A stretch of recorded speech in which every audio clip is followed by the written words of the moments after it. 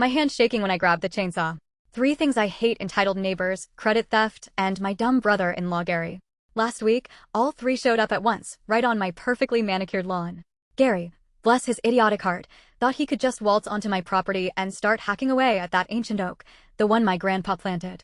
He's got this smug grin, this look that says, I'm untouchable.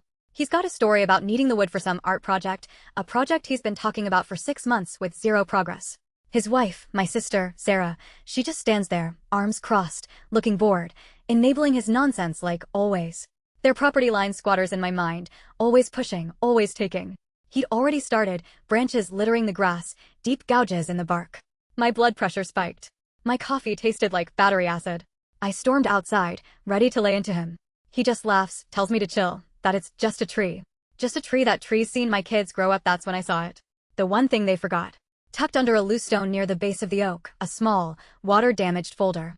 I pulled it out, heart hammering. Permits. Or rather, the lack of permits for any significant tree removal. Gary had clearly forged some documents, or at least planned to. He thought he could just do whatever he wanted. My neighbor, Brenda, a notorious gossip and retired paralegal, strolled over, peering over my shoulder. Is that what I think it is, honey? She asked, her eyes glinting. Brenda loves drama. I waved the folder. Looks like Gary's got some explaining to do. We marched over to Brenda's. She was already on the phone, dialing code enforcement and the local HOA president. Gary's face went from smug to white as a sheet. Sarah finally looked concerned.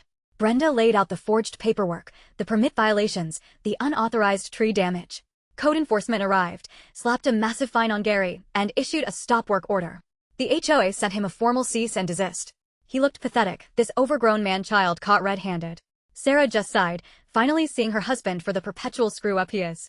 Brenda beamed, already planning the neighborhood watch meeting where Gary would be the main topic. I watched them pack up their chainsaws and their pathetic excuses. The oak stood, battered but unbroken. They never saw the second envelope.